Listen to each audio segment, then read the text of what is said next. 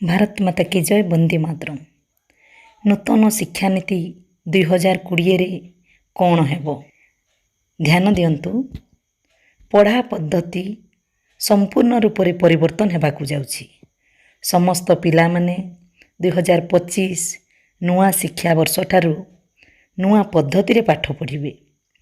ମୁଁ ଏଠାରେ ଆପଣମାନଙ୍କୁ ଜଣାଇ ଦେବାକୁ ଚାହୁଁଛି ଯେ ଯେଉଁ ହେଡ଼ଲାଇନ୍ ଆପଣମାନେ ନୂତନ ଶିକ୍ଷାନୀତି 2020 ଉପରେ ନ୍ୟୁଜ୍ ଦେଖିଲା ବେଳକୁ ଆସୁଛି କି ଓଡ଼ିଶାରେ ବଦଳିଗଲା ଶିକ୍ଷା ବ୍ୟବସ୍ଥା, ତେବେ ଗୁରୁତ୍ୱପୂର୍ଣ୍ଣ ସୂଚନା ହେଉଛି 2020ରେ national education policy new education ପଲିସିକୁ ଅଣାଯାଇଥିଲା ଏବଂ ନ୍ୟୁ ଏଜୁକେସନ୍ ପଲିସିକୁ ଓଡ଼ିଶାକୁ ଅଣାଯିବ ବୋଲି MOU ସ୍ୱାକ୍ଷର କରାଯାଇଥିଲା, ଯାହାକି ବର୍ତ୍ତମାନ ତା'ର ବିଜ୍ଞପ୍ତି ପ୍ରକାଶ ପାଇଛି।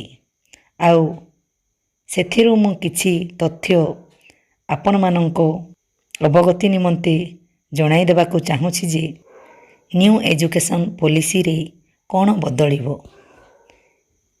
5+3+3+4 ହେବ, ଅର୍ଥାତ୍ ଏଇ ଯେଉଁ ରହିଛି ପ୍ରଥମ 5 ବର୍ଷ, ଏଥିରେ ଶିଶୁ ନୂଆ ଶିକ୍ଷାନୀତିରେ ପ୍ରଥମ 5 ବର୍ଷ ହେଉଛି ଶିଶୁଙ୍କ ପାଇଁ ଫାଉଣ୍ଡେସନ୍ ଷ୍ଟେଜ୍, ଅର୍ଥାତ୍ ମୂଳ ପର୍ଯ୍ୟାୟ। ନୂତନ ଶିକ୍ଷାନୀତି ଅନୁଯାୟୀ ପିଲାମାନେ ପ୍ରଥମ 3 ବର୍ଷ ପ୍ରି ପ୍ରାଇମେରୀ ସ୍କୁଲରେ ପାଠ ପଢ଼ିବେ। ତାଙ୍କର ସର୍ବନିମ୍ନ ବୟସ ସୀମା 3 ବର୍ଷ ହେବା ଦରକାର। 3 ବର୍ଷ ପ୍ରି ପ୍ରାଇମେରୀ ବା ବାଲବାଟିକାରେ ପଢ଼ିବା ପରେ ପୁଣି 2 ବର୍ଷ ପାଇଁ ପ୍ରଥମ ଓ ଦ୍ୱିତୀୟ ଶ୍ରେଣୀ ଅର୍ଥାତ୍ 5 ବର୍ଷ ପାଠ ପଢ଼ିବେ। ଆଉ ଏହା କେବଳ ଖେଳକୁଦ ମାଧ୍ୟମରେ ହିଁ ସେମାନେ ପଢ଼ିବେ। ଏଣୁ ଦିଦିମାନେ ନିଶ୍ଚିନ୍ତ ରୁହନ୍ତୁ। ଆପଣଙ୍କ ଅଙ୍ଗନବାଡ଼ି ଶିଶୁ ଯେମିତି ଆପଣଙ୍କ ପାଖକୁ ଆସୁଥିଲେ, ପଢ଼ୁଥିଲେ, ସେମିତି ହିଁ ଆପଣଙ୍କ ପାଖକୁ ଆସିବେ। ପଦ୍ଧତିରେ ପରିବର୍ତ୍ତନ ହେବ, ଭିତ୍ତିଭୂମିରେ ପରିବର୍ତ୍ତନ ହେବ ଏବଂ ଅଙ୍ଗନବାଡ଼ି କର୍ମୀମାନଙ୍କୁ ତାଲିମ ଦିଆଯିବ। ଏମିତି ବି ଆପଣମାନେ ECCE ଟ୍ରେନିଂ ମଧ୍ୟ ନେଇଛନ୍ତି।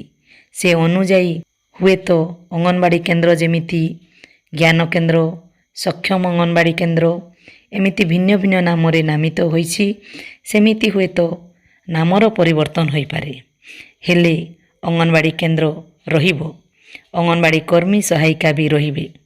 ଯେତେବେଳେ 2020 ମସିହାରେ MOU ସ୍ୱାକ୍ଷର କରାଯାଇଥିଲା, ସେହି ସମୟରୁ ହିଁ all Odisha anganwadi ladies workers association ସଂଲଗ୍ନ ଭାରତୀୟ ମଜଦୁର ସଂଘ ତରଫରୁ ଅଙ୍ଗନବାଡ଼ି କର୍ମୀଙ୍କୁ ଶିକ୍ଷାଗତ ଯୋଗ୍ୟତା ଅନୁଯାୟୀ ଶିକ୍ଷିକା ଏବଂ ସହାୟିକାଙ୍କୁ ସହଶିକ୍ଷିକାର ମାନ୍ୟତା ଦେବା ପାଇଁ ଦାବି କରାଯାଇଥିଲା। ଏଣୁ ଯେଉଁ ଅପପ୍ରଚାର, ଯେଉଁ ଗୁଜବ ଭାଇରାଲ ହେଉଛି, ସେଥିପ୍ରତି ଆପଣମାନେ କର୍ଣ୍ଣପାତ କରନ୍ତୁ ନାହିଁ। ଅଙ୍ଗନବାଡ଼ି କର୍ମଚାରୀଙ୍କର ଛଟେଇ, ଅଙ୍ଗନବାଡ଼ି କେନ୍ଦ୍ର ବନ୍ଦ, ଏସବୁ ଏକ ମନଗଢ଼ା କଥା। ଏଣୁ ସମୟକୁ ଅପେକ୍ଷା କରନ୍ତୁ ଏବଂ ସ୍ଥିର ଚିତ୍ତରେ ସଠିକ୍ ଢଙ୍ଗରେ ନିଜର କାର୍ଯ୍ୟ ସମ୍ପାଦନ କରନ୍ତୁ। ଆଗକୁ ଯାହା ବି ଅପଡ଼େଟ୍ ଆସିବ ମୁଁ ଆପଣମାନଙ୍କୁ ନିଶ୍ଚିତ ରୂପେ ଜଣାଇବି। କିନ୍ତୁ ଆପଣମାନେ ଆମର ଚାକିରି ଚାଲିଯିବ ବୋଲି ଭୟଭୀତ ହୁଅନ୍ତୁ ନାହିଁ। ଯଦି ବି ଭବିଷ୍ୟତରେ କିଛି ଅସୁବିଧା ହୁଏ, ତେବେ ସେଥିପାଇଁ ସଂଗଠନ ଅଛି। ଆପଣମାନେ ନିଜ ଉପରେ, ନିଜ କାର୍ଯ୍ୟ ଉପରେ, ନିଜର ସଂଗଠନ ଉପରେ ସର୍ବଦା ବିଶ୍ୱାସ ରଖନ୍ତୁ ଏବଂ ପଜିଟିଭ୍ ରୁହନ୍ତୁ। ଧନ୍ୟବାଦ।